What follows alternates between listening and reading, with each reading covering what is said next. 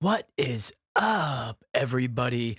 We are getting right back into reactor blocks where we are going to start a journey of exploring all the various audio filter options that are available in the TOYBOX Nano Pack library. I have a new synthesizer built here using some of my favorites from the oscillator library, which we just finished exploring in some of the previous episodes, namely the main nano oscillator, the which is always a good base to step out from, the phase distortion oscillator, the additive, which is doing some recording and controlling of the table oscillator. This is probably one of my favorites ever. And just the basic sine oscillator, which has some really unique FM capabilities, which I really enjoy. And all of these are connected to some scopes so that you can see pre-filter and pre-exit of each mixer on the top row and the bottom row. You can see what's happening before it reaches that mixer stage and after, which obviously after the mixer stage, it's coming out of the VCA, which is controlled by the envelopes. And I've moved the modulators over to the left to try to, make a little bit more sense out of what's going on here. So just looking at this, yes, there's a lot of wires all over the place, but makes a bit more sense when all of the pitch and modulation and gating is happening over here on the left, and all of the audio and mixing and output is happening here on the right. It just, for my brain, makes a lot more sense. So all of your red and green and blue cables are the pitch for red, green for gating, and blue for modulation. And obviously the gates are controlling both of the envelope modules, and the modulation is just coming out of all of these LFO modules as well as the envelope modules themselves. Coming to the VCAs, which are then controlling the output. And so then I have an overall mixer, which is the subtle saturation mixer at the very end, where I can then mix the top row and mix the bottom row. So all I'm going to do, I'm going to just keep this OTA filter, which I've been looking at for quite a while in the previous episodes. I'm going to keep that right where it's at. And I'm just going to swap out this filter right here on the bottom row. So let's go ahead and get rid of that. And let's go ahead and start going in. Just click into Reaktor, hit enter on your keyboard, and start typing in nano filter. And you'll start to see all these options here. I explored some of these, and I'm not 100% sure what the additive or DC filters are accomplishing yet. But again, I just want to focus for right now on what I know are for sure audio filters, which I can jump in here and we can really hear some interesting things. So the first one we're going to look at today, the one pole filter, the nano one pole filter. So I'm just going to jump out of the mixer here. It's already going into a scope. I'm going to come into the input, and we have a couple of options for outputs. Now, obviously, there's a second filter input and outputs here as well. I'm not going to use that. I'm just going to use this top row. So let's, out of the low pass, we can expect what that's going to do. And then KT, key tracking.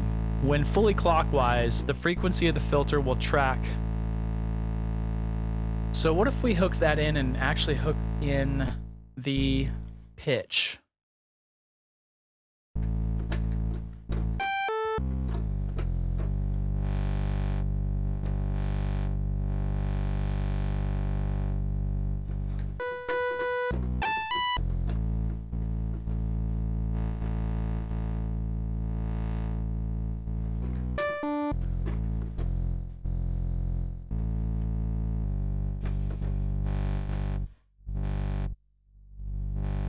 So it definitely sounds like it's making the filter's effect on the audio more subtle when you have this key tracking thing enabled.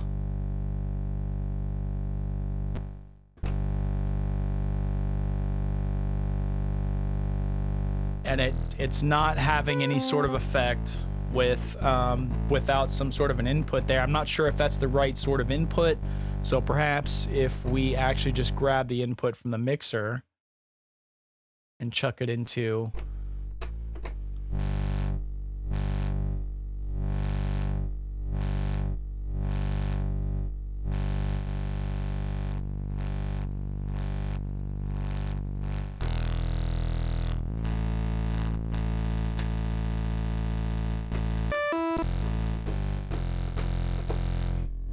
I definitely like that. I'm not again not sure if this is the intended use of that control, but I do like taking just the overall oscillator output and just chucking it right into that pitch and just playing around with this knob. It sounds great.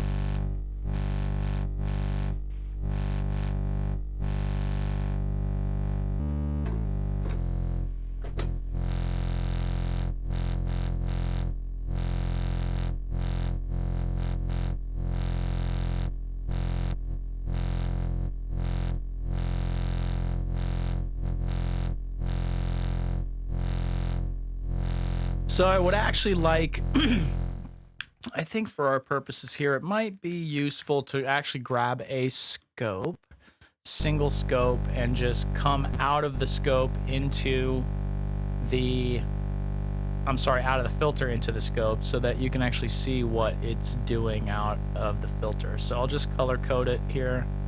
Gotta aim for orange there. There we go.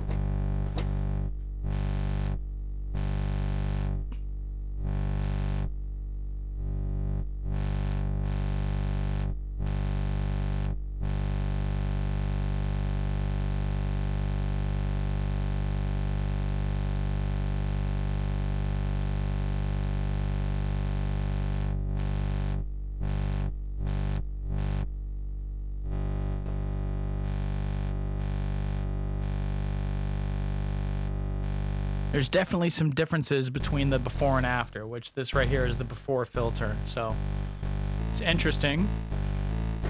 It's not really enough to really be able to gauge visually. It's, you know, just the way the scope looks after the mixer, unless we really crank it, which we can.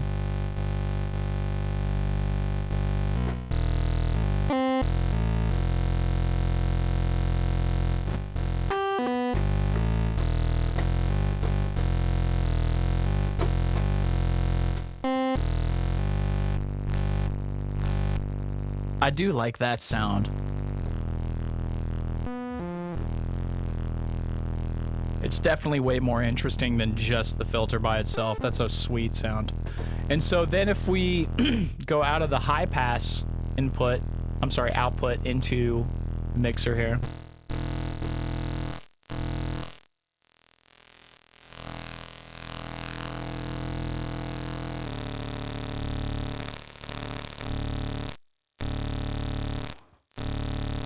It's definitely just ultra crisp, ultra crispy, ultra crisp.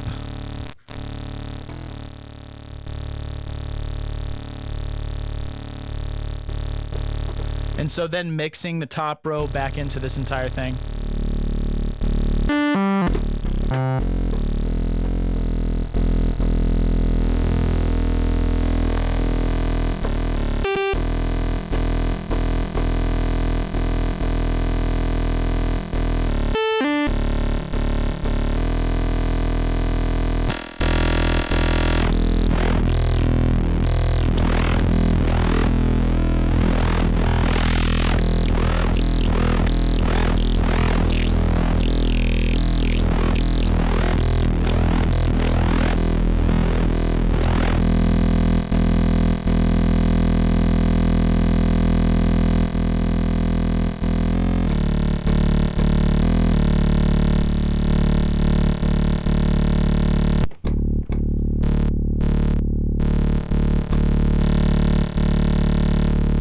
Definitely pulling it over to that side makes it a bit more subtle, but there's just this shakiness to the filter and the way it's filtering the sound that I really like when a oscillator, you know, when a waveformed signal is going right there into the filter. And it would be interesting maybe to see, because this actually, thinking about it now, this is only sending a signal into it when it hears it, and ultimately it only happens when I hit the key on my keyboard, because this VCA is being cut off, right, by the envelope.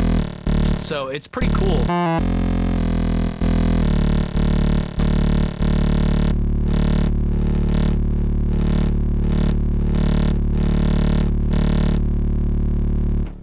The one pole filter, and the start to a new journey, discovering new sounds. It's not following any rules, just following the instincts. documenting and also playing around.